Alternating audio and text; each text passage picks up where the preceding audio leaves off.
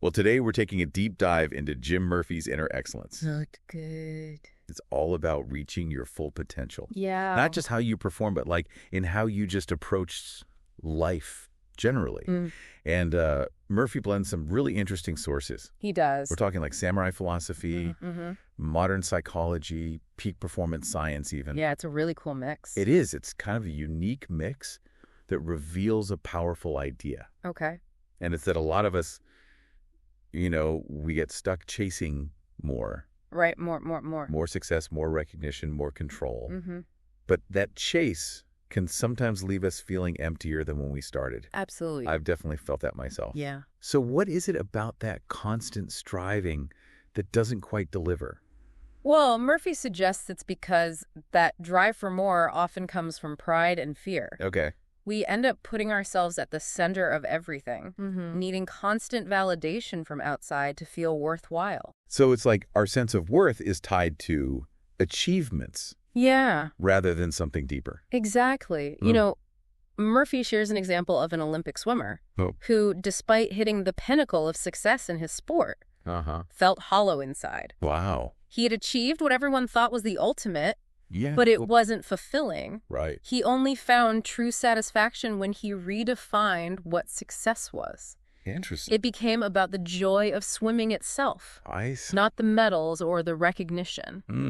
That makes me think, like, what could I subtract Yeah. from my own life? Like the distractions, the negative thoughts Yeah. that are blocking me from that deeper satisfaction. Yeah, that's a great question to consider. Yeah. And it leads us to Murphy's concept of inner saboteurs, Okay. the forces inside us that hold us back.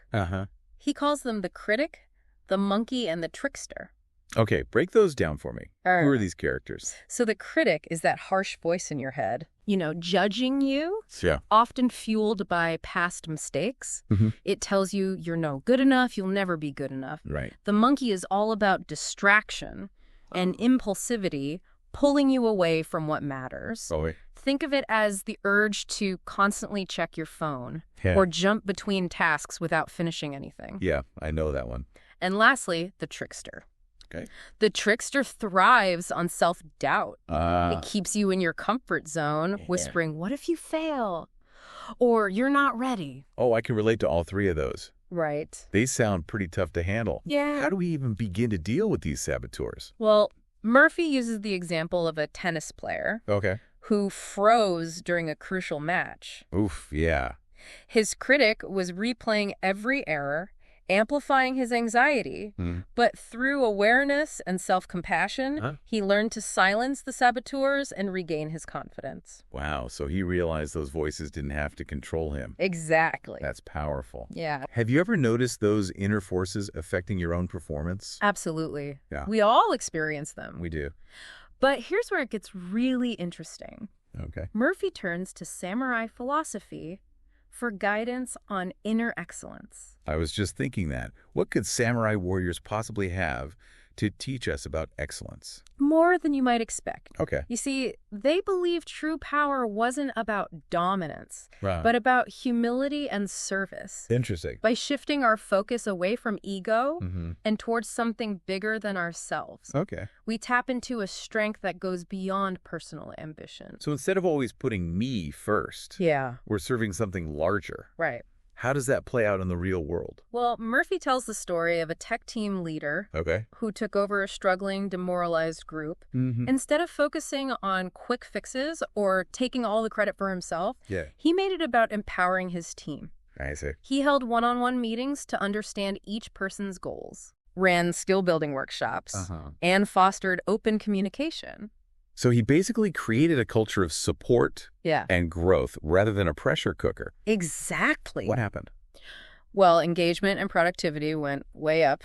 Wow. And they started exceeding their goals. That's great. But maybe even more importantly, he Yeah. earned the team's trust and loyalty Because they felt supported. because he genuinely cared about their development, Right. not just the bottom line. What would it look like if you applied this Yes. samurai-inspired approach to your own work or even your personal life? That's a great question to ponder. Is. This idea of letting go of ego and focusing on service is powerful. Yeah. But Murphy doesn't stop there. Okay. He goes on to say that our emotions are actually secret weapons Right. when it comes to achieving inner excellence. Okay. I'm intrigued. You see, many people think of emotions as getting in the way of peak performance, Yeah. but Murphy flips the script. Emotions are data, Interesting. revealing our deepest thoughts and fears. So instead of trying to ignore or suppress them, we should be paying attention to what they're telling us. Exactly. Okay. He talks about this basketball coach who taught his team to view anger and frustration not as reasons to lash out, but as signals to refocus. Interesting. They implemented a strategy. Okay. When overwhelmed, pause and take 3 deep breaths. So they were training themselves to actually use those emotions to their advantage. Yes. Rather than letting them take over. Right. Did it work? He highlights one player who used to lose his cool easily. Oh, yeah. This player learned that his anger was actually rooted in fear of failure. Wow. By recognizing this, he could use that anger as a cue to ground himself. Interesting. Which actually improved his performance. That's fascinating. Yeah. It makes you think about a time when a strong emotion held you back. How could you have reframed it as data to understand yourself better? Yeah. Rather than something to just get rid of. That's a really important question. It is. And this leads us into another big idea. Okay. The power of our beliefs. Ooh, I have a feeling this is going to be good. Murphy's point is that our beliefs shape our reality. Okay. Limiting beliefs, those negative thoughts we carry about ourselves, often form early in life. Right. And they act as invisible barriers to our success. We've all got those lurking in the shadows somewhere. We do. Do you have any examples of how these limiting beliefs show up in real life? He tells the story of a talented young entrepreneur who was convinced he wasn't good enough to lead a company. Oh, wow. This stemmed from childhood experiences where his ideas were dismissed. That's really tough. Yeah.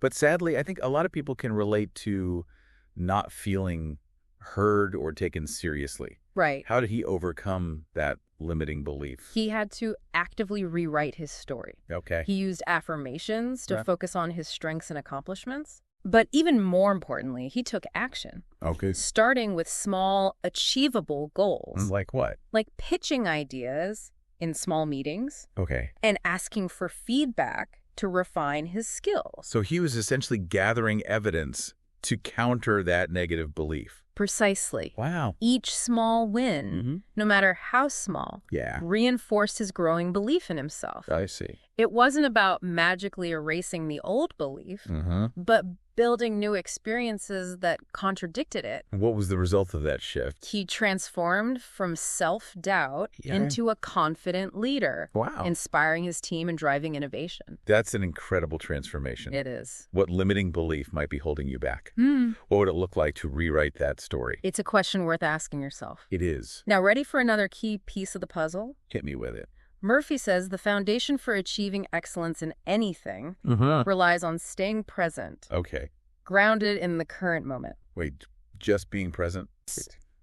Isn't that a bit simplistic? It might sound simple, but it's far from easy. I can imagine. Think about how often you're lost in regrets about the past or anxieties about the future. All the time. Exactly. But how does simply being present connect to mastering something? True mastery requires commitment to the now. Okay. We can't excel when our minds are cluttered with distractions and worries. So it's about engaging fully with whatever you're doing. Yes. Without your mind wandering all over the place. Exactly. Wow. Murphy outlines 5 practices to help us cultivate that present state of mind. Mindfulness, focusing on the breath, engaging the senses, deliberate practice, and cultivating gratitude. It's great that he gives specific tools to work with. Yeah. Is there a story from the book There is. that kind of exemplifies this idea of being present? He tells a captivating story of a professional golfer with a unique approach.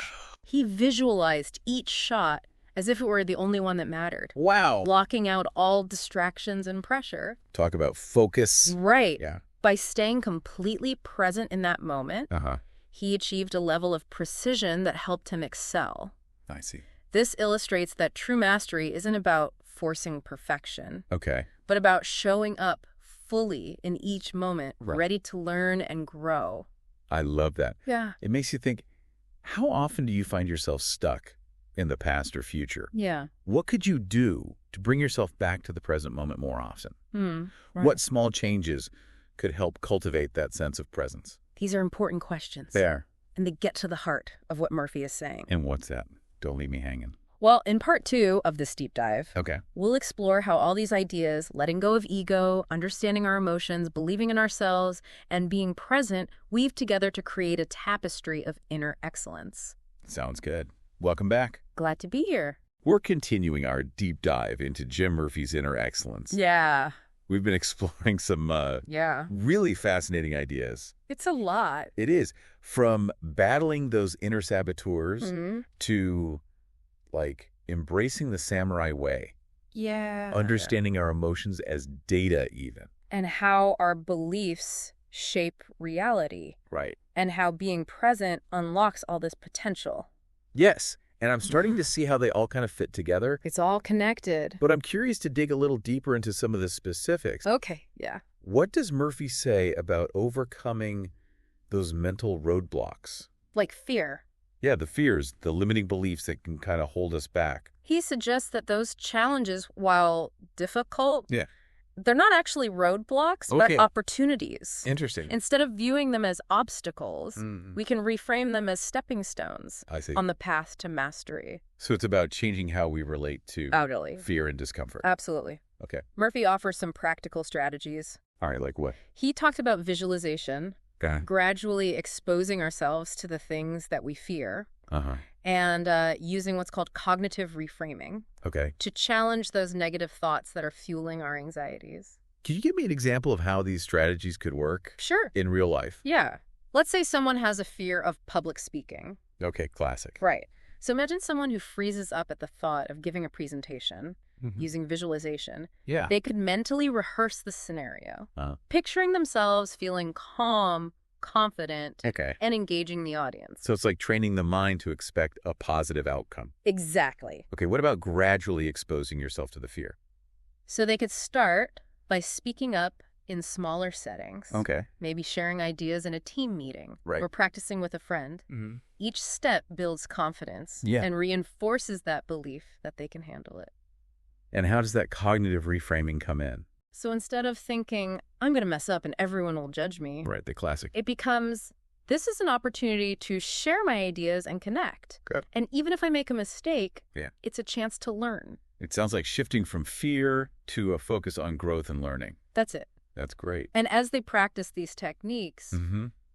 the fear starts to diminish. It's not about erasing fear, It's not about erasing it. but kind of transforming it into a catalyst for progress. You got it. That reminds me of that quote. Oh, yeah. Courage is not the absence of fear, but the triumph over it. That's a great connection, Yeah. And it leads us to another concept Murphy dives into, which is, poise under pressure. yeah, Poise under pressure is something I could definitely use more of. I think we all could. What's his take on that? It's not about eliminating stress, Okay. but about managing it effectively, Wow. even using it to our advantage. So it's about harnessing that nervous energy, Yeah. turning it into something positive. Yeah. I like that. Murphy explores different techniques for gaining this emotional control. Okay. For example, reframing pressure Yeah. as a source of energy. Instead of a threat. Instead of, I can't handle this, Mm-hmm. it becomes, this pressure is giving me the focus and drive I need to excel. Turning anxiety into a superpower. Exactly. That's cool.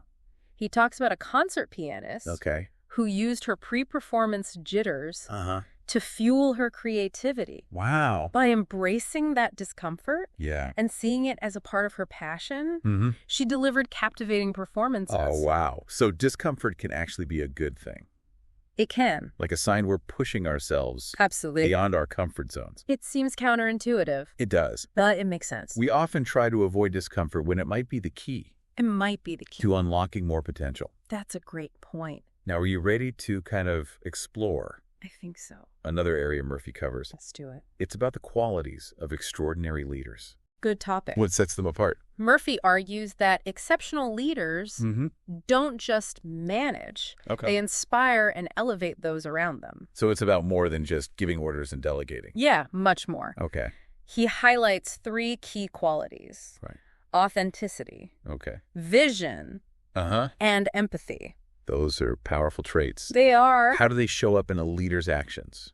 Authenticity is about being genuine and true to yourself. Okay. People can spot a phony a mile away. They can. It's about leading with integrity, transparency, and even vulnerability. What about vision? Vision is not just having a clear goal, but it's inspiring others to buy into that goal and join the journey to achieve it. I see. It's painting a compelling picture of the future and creating a shared sense of purpose. And why is empathy so important for effective leadership? Empathy is the ability to understand and share the feelings of others. It's about connecting with your team on a human level, recognizing their strengths and challenges, and creating an environment where they feel valued, supported, and empowered to do their best work. It sounds like building a culture of trust. Exactly. And collaboration. Murphy tells a story about a high school football coach who turned a failing team into champions.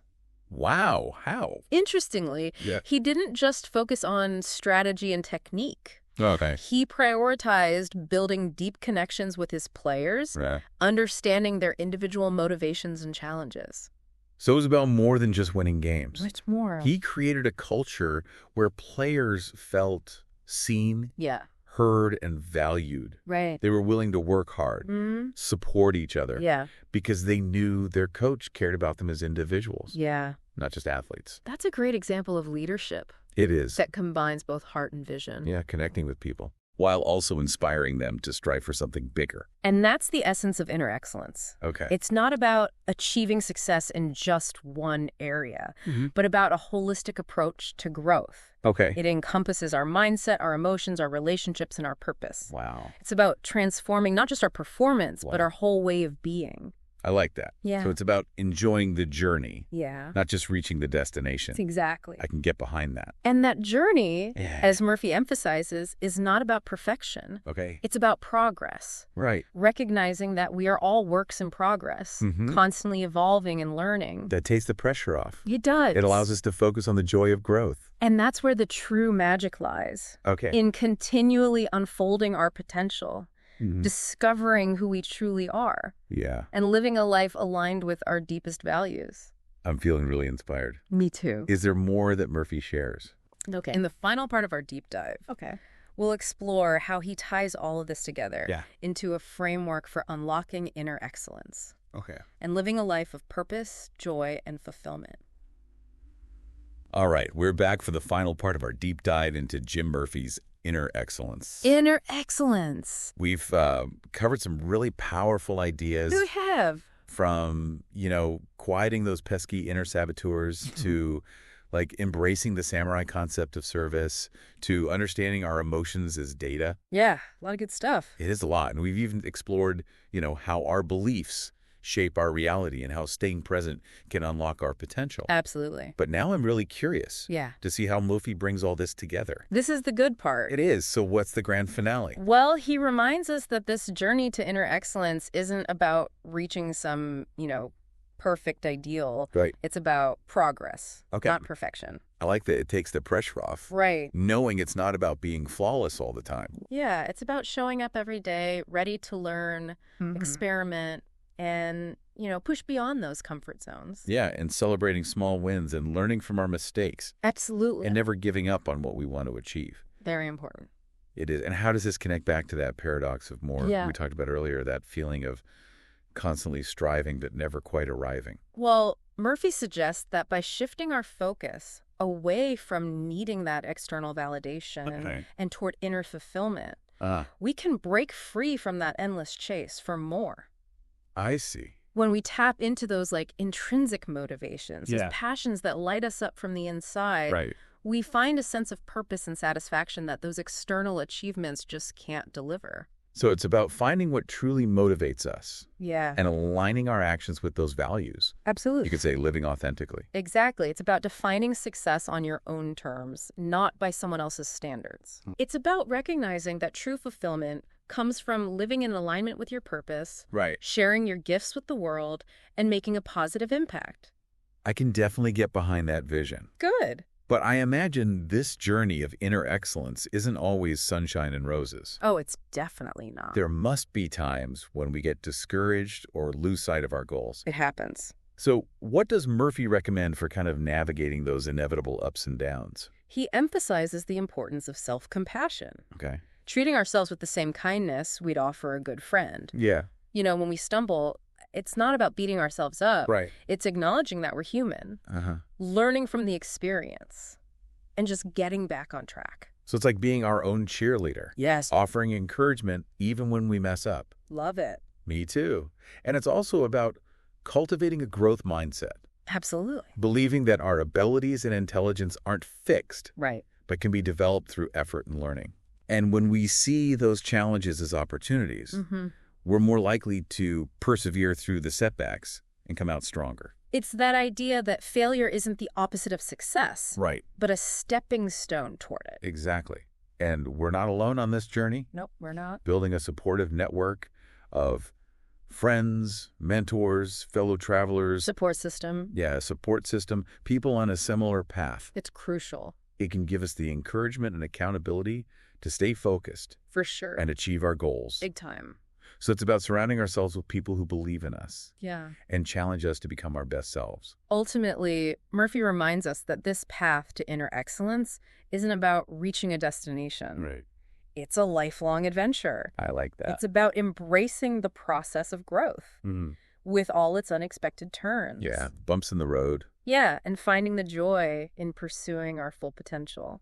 I love that this has been such an insightful It's and inspiring deep dive. I feel like I have a whole new toolkit good. for unlocking my own inner excellence. That's what Murphy does so well. He doesn't just tell us what to do. He provides a framework, Yeah. principles, and practical strategies. Yeah, actionable stuff. Yeah, that we can apply to all areas of our lives. It's a good reminder. It is that we all have that potential for greatness within us. Absolutely. It's just a matter of cultivating, the mindset, the skills, and the habits. the tools. Yeah, the tools that will allow it to shine through. You've got it. And remember, it's not about being perfect, but about making progress. That's the key. What's one small step you can take today to move towards your purpose and embrace your own journey of inner excellence? That's a good question for everybody listening. It is. Thanks for joining us on this deep dive. We'll be back next time for another exploration of extraordinary ideas and transformative insights. If you enjoyed this podcast, support our growth by subscribing for more episodes on the best books.